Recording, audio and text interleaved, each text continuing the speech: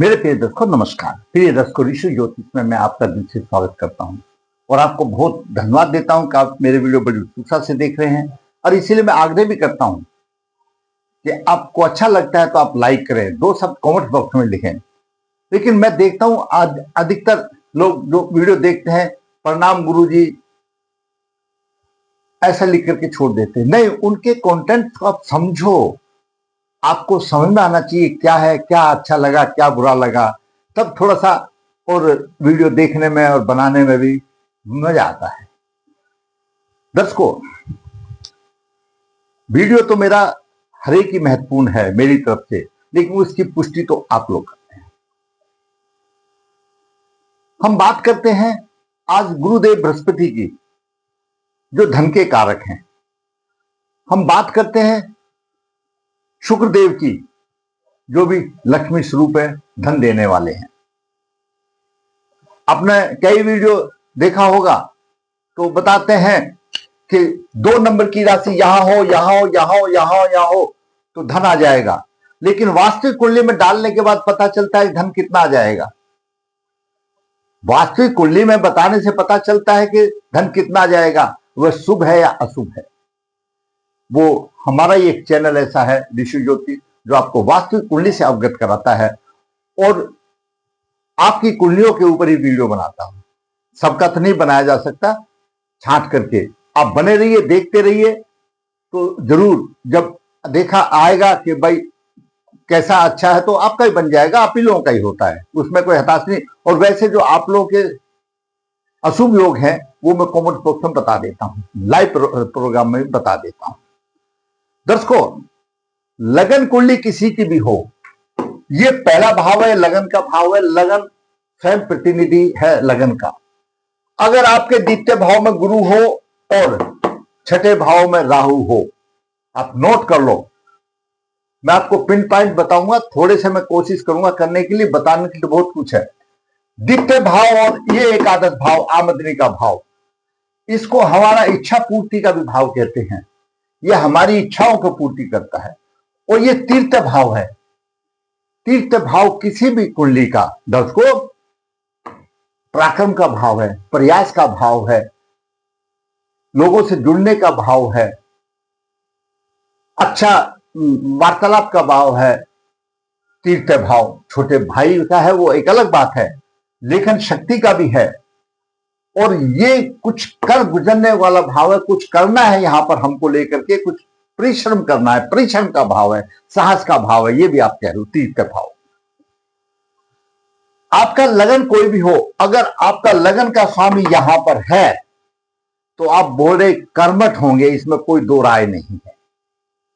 आप बहुत ही काम करने वाले होंगे, जिसको बोलते हैं निठल्लू नहीं होंगे। आप हर समय काम करने के लिए तैयार होंगे। आपकी भावनाएं होंगी, आपकी चेष्टाएं होंगी, मैं अच्छा काम करें। आपकी भावनाएं होंगी, मैं लोगों से अच्छा मिलूं। तो तीर्थ भाव में लगने को श्रेष्ठ पुरुष माना गया है कि वो कुछ करने वाला है, उसका कुछ प्रयास है, उसका कुछ संकल्प है, करने वाला है, तीर्थ भाव में है। और देवगुरु बृहस्पति धन के कारक हैं, अध्यात्म के कारक हैं। द्वितीय भाव में इनकी स्थिति के ऊपर प्रभाव है कि आपके द्वितीय भाव में देवगुरु बृहस्पति किस स्थिति में है। क्योंकि जिन ग्रहों की 2 राशियां हैं, उनको ये देखने से दूसरी राशि कहां पर है, राशि कहां है, कौन सी राशि का स्वामी है, तभी फलित कुछ कहा जा सकता है। आंख बंद करके फलित नहीं किया जा सकता।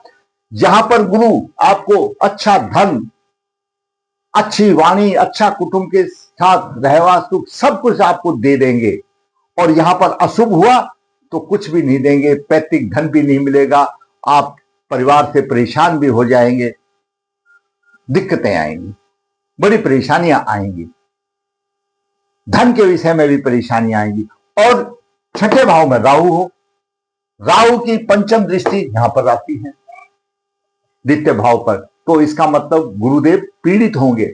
और जब पीड़ित होगा गुरुदेव तो अशुभ कर्मों की कोई कमी नहीं होती। अगर द्वितीय भाव में आपकी कुंडली में गुरुदेव पीड़ित हों तो अशुभ फल प्राप्त में गिरते हैं। यहां तक कि द्वितीय भाव वाणी का है, वाणी भी अच्छी नहीं रहती। द्वितीय भाव खान पान का है, खान पान भी अच्छा नहीं रहता, मदरा भी पी सकता है। और तो और एक ऐसा देवगुरु बृहस्पति अगर अशुभ स्थिति में हो तो चरित्र भी हानि कर देता है। धन की तो बात छोड़ो ही छोड़ो। अगर शुभ स्थिति में है तो वारे के नारे होंगे। और खास तौर से अगर अग्नि तत्व राशि में है और पीड़ित हो, अग्नि तत्व कौन सी है? मेष राशि, सिंह राशि और खुद की राशि, अगर उसमें पीड़ित हो तो फिर देवगुरु बृहस्पति मजबूर है, शुभ फल नहीं दे पाते, पीड़ित होना चाहिए। राहु का प्रभाव हो तो राहु से पीड़ित हो जाते हैं, केतु से पीड़ित हो जाते हैं। लगने से यहां पर है कुछ कर गुजरने वाली बात है, हिम्मत है, साहस है, कुछ करना है। किस लिए करना है? हमको कुछ चाहिए तब तो कुछ काम कर रहे हैं। हम जो भी काम कर रहे हैं, जो भी हम प्रयास कर रहे हैं,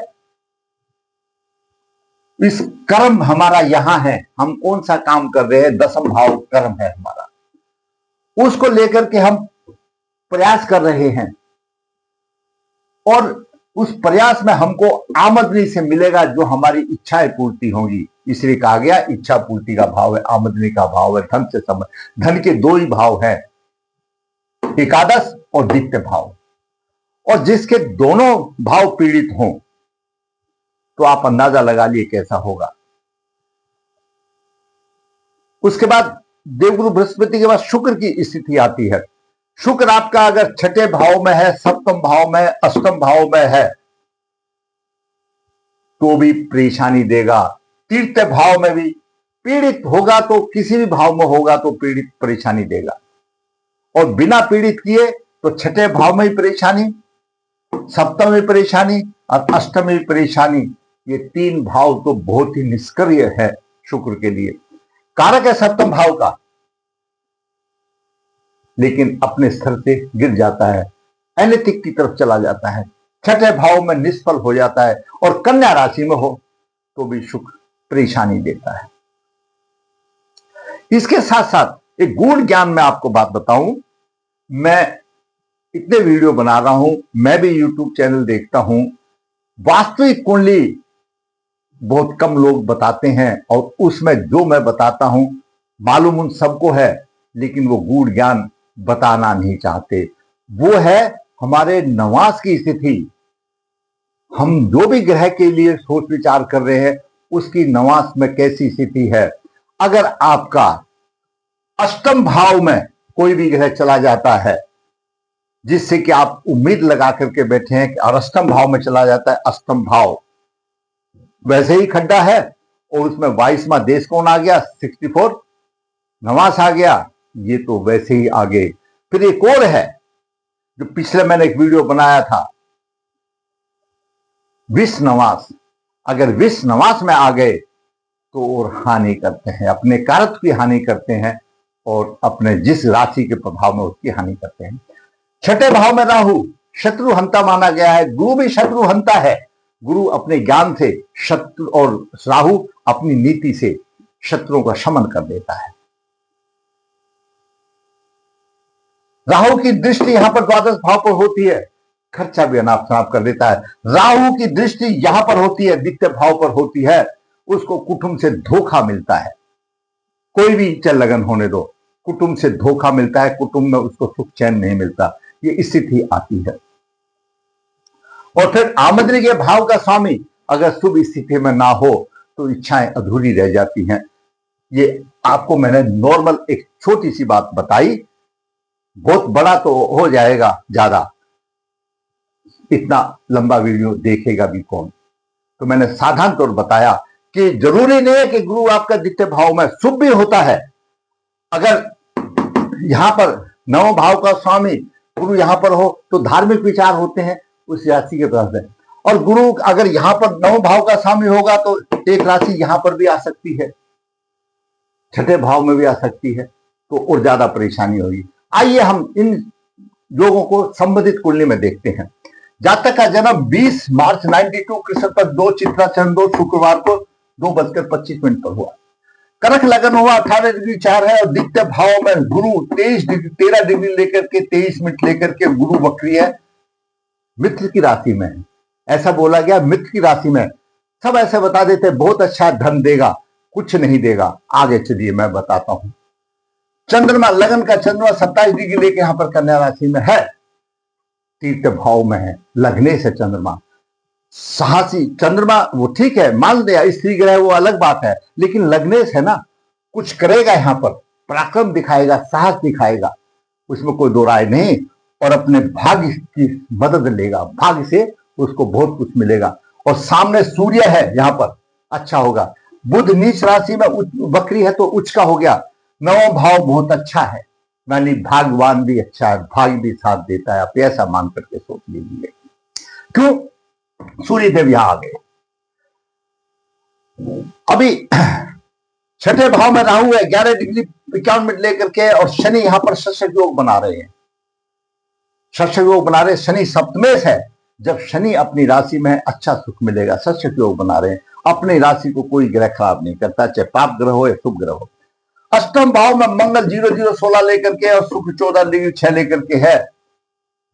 जहां पर आप समझने वाली बात है, शुक्र कहां का स्वामी है? एकादश भाव का स्वामी या चतुर्थ भाव का स्वामी। चतुर्थ भाव शुक्र का भाव है। हम साधारण तौर पर कह देते हैं अगर शुक्र के ऊपर गुरु की दृष्टि है तो बहुत अच्छा चरित्रवान होगा, लेकिन जब दोनों ही डूब गए, शुक्र भी डूब गया और गुरु भी डूब गया, तो क्या होगा? द्वितीय भाव हम एक तरफ शिक्षा का मानते हैं, कुटुंब का मानते हैं। हम ये कहते हैं और द्वितीय भाव अच्छा हो तो हमको जातक को क्या आगे बढ़ना चाहिए, वो द्वितीय भाव से भी विचारा जाता है, शिक्षा का विचार प्रभाव। लेकिन यहां पर गुरु अशुभ बन गए। कैसे अशुभ बन गए? यहां पर गुरु कुटुंब से परेशानी, पैतृक धन में परेशानी आएगी, भयानक रोगों की आशंका होगी, कष्टों की कोई कमी नहीं, क्योंकि छठे भाव का स्वामी है। छठा भाव रोग शत्रु ऋण का है, और जब रोग शत्रु ऋण का भाव का स्वामी द्वितीय भाव में चला गया तो धन तो गायब ही होगा, कर्ज ले लो। और राहु अधिश राशि का स्वामी है। ज्योतिष का एक प्रसिद्ध सूत्र है, मैं बताता हूं या और कोई बताता है, नहीं बताते। सूर्य शनि द्वादश भाव का स्वामी राहु, और राहु जिस राशि में है उसका स्वामी।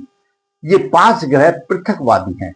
इन पांचों का जहां पर भी प्रभाव होगा वो उससे पृथक करेंगे, उससे परेशानी देंगे। छठे भाव में धनु राशि है, धनु राशि मूल त्रिकोण राशि, उसमें राहु है। गुरु राहु अधिश राशि का स्वामी बन गया। गुरु की नवम दृष्टि 10वें भाव पर है, राहु की भी 10वें भाव पर है। व्यवसाय कमजोर हो गया, इसमें कोई दो राय नहीं। क्यों? राहु की भी पंचम दृष्टि है, गुरु की नवम दृष्टि है, और गुरु राहु का 9 पंचम योग बन रहा है। गुरु यहां से रोग शत्रु ऋण देने वाला है और 10 और धन भाव में चला गया, तो शुभ कैसे हो सकता है? दूसरी बात, आपके राशि कहीं पर भी हो, कहीं पर भी स्थान हो, चंद्रमा कहीं पर हो, जब चंद्रमा से द्वादश भाव में गुरु होगा, कोई भी लगन होने दो, चंद्रमा से द्वादश मतलब ये चंद्रमा यहां है तो द्वादश गुरु हो गया। चंद्रमा से द्वादश गुरु होगा, अपने कुटुंब से विरोध होगा और अपने शत्रुओं से मेल मिलाप होगा। मतलब कुटुंब का उसको कोई सुख नहीं, और राहु की दृष्टि है, धोखा मिलेगा कुटुंब से, फायदा नहीं। शत्रुओं पर विजय तो प्राप्त करेगा, परंतु उनकी नीतियों से राहु तो नीतिबाज है, शत्रुओं को परास्त करेगा, चुपचाप रहेगा, शत्रु पर विजय फुल प्राप्त करेगा। यहां से गुरु भी करेगा लेकिन धन खर्च करेगा, इसमें कोई नहीं। व्यवसाय में उतार चढ़ाव जैसे मैंने बता दिया राहु देगा, खर्चा भी अधिक दे देगा, और कुटुंब में मन मिलाओ और कुटुंब वाले धोखा देंगे। एक ही जातक ऐसा होता है जिंदगी में जिस पर भी विश्वास किया जाता है, वो है जीवन साथी। ये जीवन साथी शनि अपने भाव में है, शनि शशक योग बना रहा है, सप्तमेश अपने भाव में है। सप्तमेश कहीं से पीड़ित नहीं है, वो अलग बात है। पाप करती योग में राहु इधर है, मंगल इधर है, तकलीफ है। उससे बड़ी तकलीफ है शुक्र की। शुक्र इच्छा पूर्ति का स्वामी है। जैसा मैंने आपको पहले यहां बताया, आमदनी, हमने काम किस लिए किया है? हम आमदनी के लिए। आमदनी नहीं तो निराश होना ही पड़ेगा। शुक्र अष्टम भाव में आ गया 14 डिग्री लेकर के, और शुक्र विश्ववास में आ गया। और पुरुष जातक के लिए विवाह का कारक शुक्र है। जहां पर शनि कितना भी षष्ठ योग बनाए या कोई भी आपका सप्तम भाव कितना भी बलवान रहे, विवाह तो शुक्र ने कराना है। 92 का बालक है, 8 और 25 33 साल की होगी, परिवार वालों के लिए बड़ा मुश्किल हो जाता है। और यहां पर शुक्र ने शादी करानी है, इच्छा पूर्ति का भाव है और विष नवास में आ गया। विष नवास का मतलब यह है अपने कारक की हानि करेगा। शुक्र का क्या कारक है? भोग विलास का कारक है, दाम्पत्य सुख देने वाला है, हानि करेगा। और विवाह का कारक है, हानि करेगा। विष नवास में आ गया, हानि करेगा। गुरु भी विष नवास में आ गया। ये दोनों ग्रह हमारे धन के घोतक हैं। जो और मेरे साथी जो बताते हैं कि यहां पर दो, सब जगह दो, आपको शुक्र इतना दे देगा, वास्तविक कुंडली में बताने से पता लगता है कि आपको शुक्र क्या दे देगा। शुक्र द्वादश भाव में क्यों अच्छा बताया गया? अग्नि कौन आता है, द्वादश भाव अग्नि कौन है, और अग्नि कौन स्त्रियों का है, किचन का है। किचन में शुक्र अच्छा होता है। माताएं बहनें जो किचन में काम करती हैं, अगर उसके अग्नि कोण में किचन है तो शुक्र बलवंत है। जिसके यहाँ पर अग्नि कोण में टॉयलेट बना के देख लिया, वो इतना बड़ा वास्तु आ जाता है, पूछो मत बात। यहां पर भी वास्तु आ जाता है, ये भी वास्तु खराब है और ये भी वास्तु खराब है, घर का वास्तु खराब है, ये भी एक साथ साथ में बात है। तो शुक्र ने विवाह कराना है, नहीं हो पा रहा।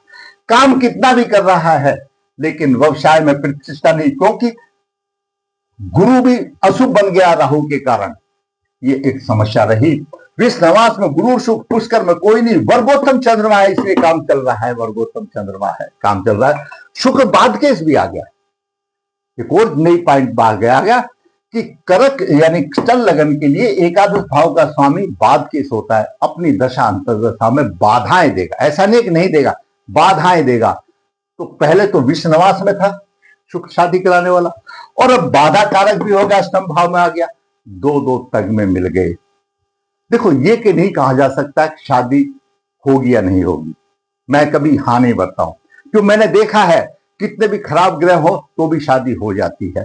क्योंकि मैंने ये अनुभव में लिया है कि भगवान ने कितने दिन की सजा दी है, हम सिर्फ आपका मार्गदर्शन कर देते हैं। हो सकता है आप कितना भी उपाय करें फिर भी ना हो सकता है बिना उपाय किए भी हो जाए, इसको कोई नहीं जानता। जिसे मैं बताता हूं, यहां पर मजिस्ट्रेट ने जो सजा दी है वो हमको पता है कि 10 साल में 5 साल में खत्म हो जाएगी। ये भगवान की दी हुई सजा है,